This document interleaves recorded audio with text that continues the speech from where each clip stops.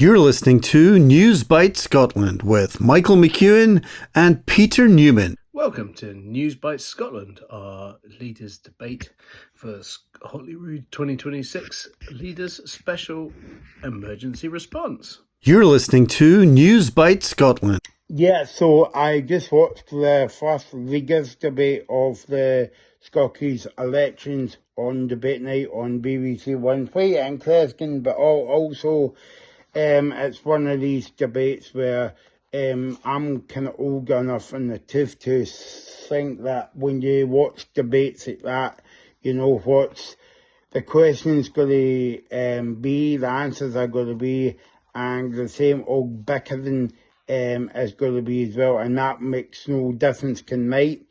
I think the only difference to me was Malcolm Offord was invited to take part from Reform UK Scotland tonight. I don't think he added anything new to the debate. I think it was the usual anti-immigration and all the rest of it. I thought Ross Clear actually performed well tonight from the Scottish Green Party. Obviously, the first question was about how an undecided voter, how will you persuade me to vote for your party? It's quite funny. That's why I'm smiling for Peter, because obviously, you know what's going to come out of all the parties' mouths. Vote for me and I'll do this. But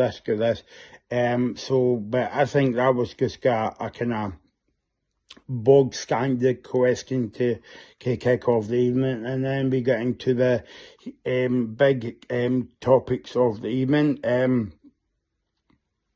I thought the way that maybe, I don't know about you, Peter, but they designed the questions tonight was a case of the first question, an undecided voter, and also got into the heated questions, and then finished with a lighter topic that everybody agreed on with Scotland got the World Cup and all the rest of it.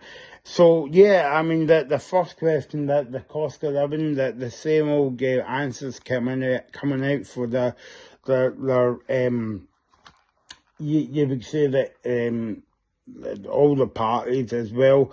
But fundamentally, we haven't got all the powers in Scotland, and if we did, we would sort them out. And I know it's an easy debate to say that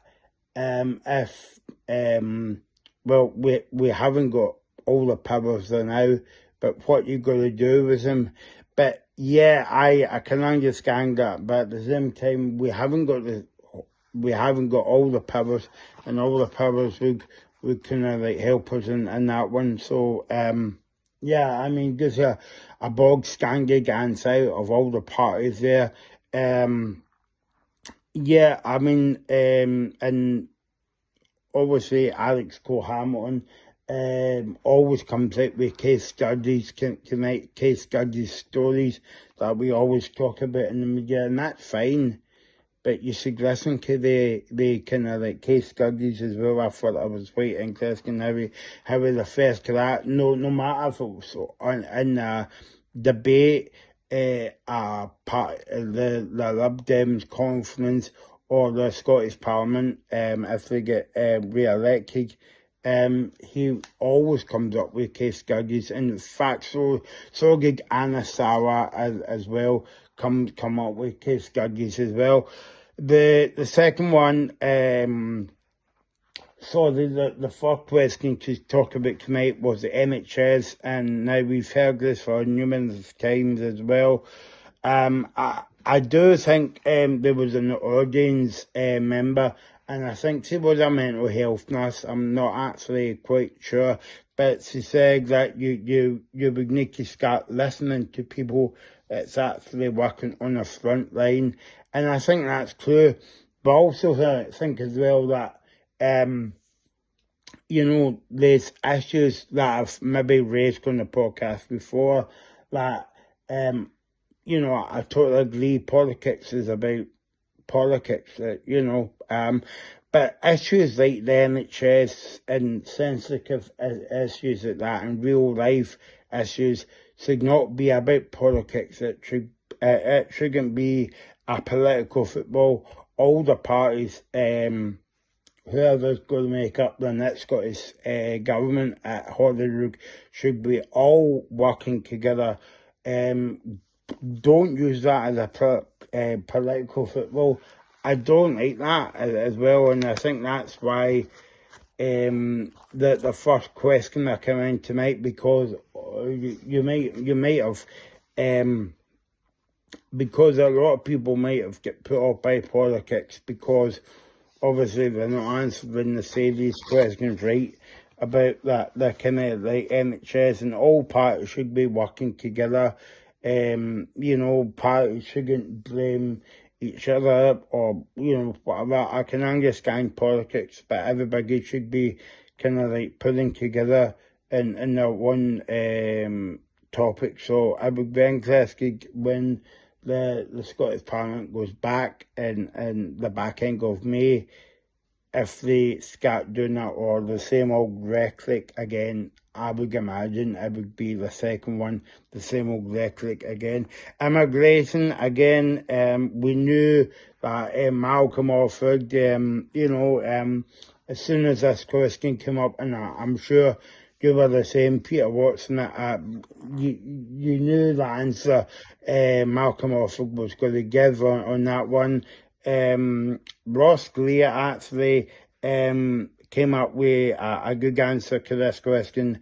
Give the people the right to work. Of course, obviously, before Brexit, we had lots of NHS nurses coming from abroad to work in the NHS. That can help immensely.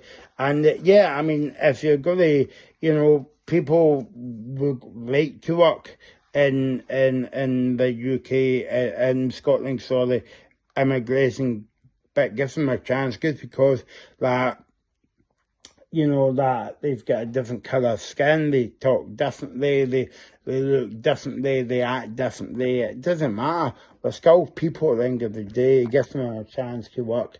But obviously, you knew that answer before the debate that Malcolm Offered was going to give. But yeah, I would say give people a chance to work, and you know, because we're all the same at the end of the day. We're all people, and we all like to help the economy. You know, and if you don't give people the right to work, I don't know about you, Peter, but it's about giving people a chance to work, that is immigrants, but also it's against people's human rights if they want to work but not given the chance. That doesn't reflect well on Scotland as a country, because we're a very diverse country, and we like people to go on with each other, no matter what their kind of background is. But I would be interested to see if Reform does have any seats in Holyrood. Will that be one of the first fights in the Parliament? I do think so, as well.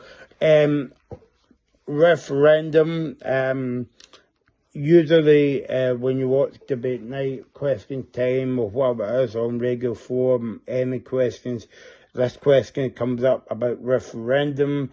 Again, Ross Greer made an excellent point, and we always speak about this a lot in the podcast, Peter, about giving people the power in people's hands. I mean, apparently West Clickin said today, or maybe it was a couple of days ago, that don't give them the right. Well, who's them? You know, like, is he talking about us? You know, we are people at the end of the day. We actually see what's happening in Scotland, because you know what?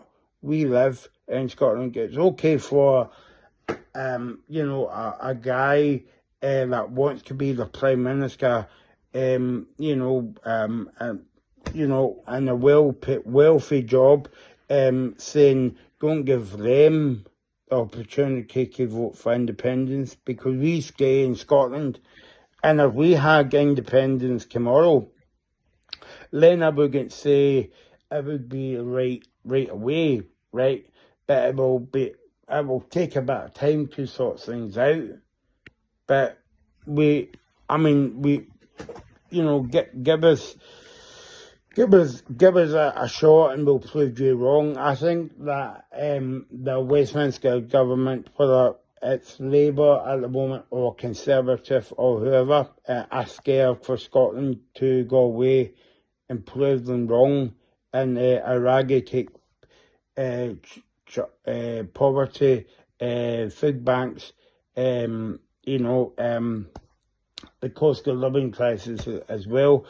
But it's funny because they actually want us when they want money of us, like oil, shipbuilding and all the rest of it. But it should be in our hands in Scotland, because we live it, we see it. He hardly comes up to Scotland, I think. You might see him in this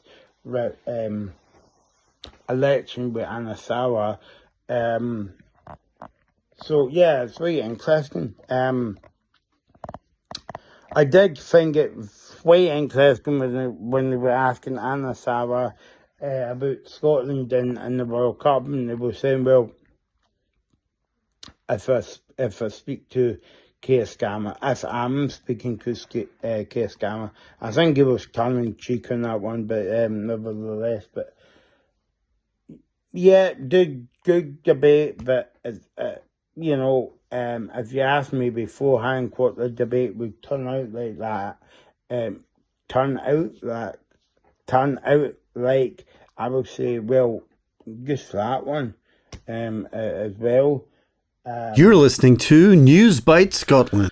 So my views are not entirely dissimilar to Michael's, which is perhaps not that surprising. My first instinct is that really the winners of the debate, I thought, were the audience. I thought throughout the debate, but particularly when it came to immigration and later on, the audience were very clear. They weren't impressed with the answers that they'd heard from a lot of people. They were very clear that the Scottish electorate is a much more nuanced and open to reality than I felt many of the leaders were, who were offering very dogmatic, very fixed in the party line kind of responses. I thought John Swinney started slowly. I thought that the opening 1 minutes exchanges were to the undecided voter question were superficially very slick but very light on detail. Sarwar had clearly come up with a strategy of counting how many times John Swinney blamed Westminster and shouting over the top of him, and the moderator, I thought, was very poor in getting on top of that. He reminded everybody at the start to not shout over and then didn't actually enforce any of those rules. So it became a bit of a free-for-all. I think Malcolm Offord, as I say, started off looking superficially quite slick, and then by the end just seemed smarmy and kind of very unattractive. So I'm not at all convinced he won any voters. In terms of the people on the stage, in terms of the winners, I thought Ross Greer had a really good night. I thought Ross was very good at delivering his lines. I thought he called out a lot of the nonsense from Sarwar. I think he called out a lot of the nonsense from Offord, and that's all good. I thought Swinney grew in stature as the event went on, and actually he got better the less he said, because later on, when Reform and the Tories and Labour were just going at each other, you started to see that Swinney is a statesman and that these are serious times, and none of the others are even close to being on his level, really. I agree that Cole Hamilton is very good at dishing up case studies, and Sarwar tried that too, although he got his numbers wrong. By the way, there's not 800,000 people waiting for an operation, it's 500,000. Is that good enough? No, but it's also, a third less. Cole Hamilton was coughing up case studies, and that's fine, but just seemed ridiculous. I mean, his party's position for generations has been home rule, but because he's actually a pretty extreme unionist, he wasn't willing to say that, and so he got himself in this guddle where he was claiming he hadn't thought about the independence referendum and what the route for the Scottish people is since he went to Holyrood 5 years ago, despite every single piece of literature they put out being about the SNP's quest for independence. So his claims don't stack up, and he just looked smarmy and sort of nonsensical, really. Those are my overall thoughts. I think Michael's spot on. I think it was people were stuck in their kind of party lines. I thought the audience were much more insightful and much more willing to be honest about they just want solutions. They just want people to work together. I think you can't get away from the fact that Swinney isn't lying. Most of the stuff that was debated tonight in terms of immigration, etc., is controlled by Westminster. And we don't have controls of that. Whether you welcome immigration and think that we need it, which is what the numbers will tell you, or you don't like it and you don't want it, the fact remains until you have independence, you can't control it because your neighbours, you've given your neighbours the control. The same with energy policy. I was a little bit frustrated that nobody came out and pointed out that energy policy is still reserved to Westminster. So again, it doesn't matter what you're saying. What we want, the voice of Scotland won't be heard. My partner rightly pointed out that what there was really missing in that there was the voice of women. A lot of the childcare issues that they're talking about, a lot of the care issues they're talking about come down to women not being in the workforce for various reasons. And the Scottish Government has just put out, rather the SNP has put out a pledge for post-election what they're going to do for childcare. And that wasn't mentioned at all, which seems like a missed opportunity because it's absolutely true that women are the factor that need to be discussed when it comes to the workforce. So there you go. Those are my brief reflects for News Bite Scotland. Many thanks. You're listening to News Bite Scotland. That was News Bite Scotland, your election response special from the leaders' debate. Thank you for joining us, and thank you to Michael for sending his thoughts through so quickly. Please join us again. We'll be back certainly at the end of the month, and we'll also be back after the STV leaders' debates, which are happening at the end of the month or two. So thank you for joining us. This is News Bite Scotland. I'm Peter. He's Michael. Speak to you soon. Bye-bye. You're listening to News Bite Scotland with Michael McEwan and Peter Newman.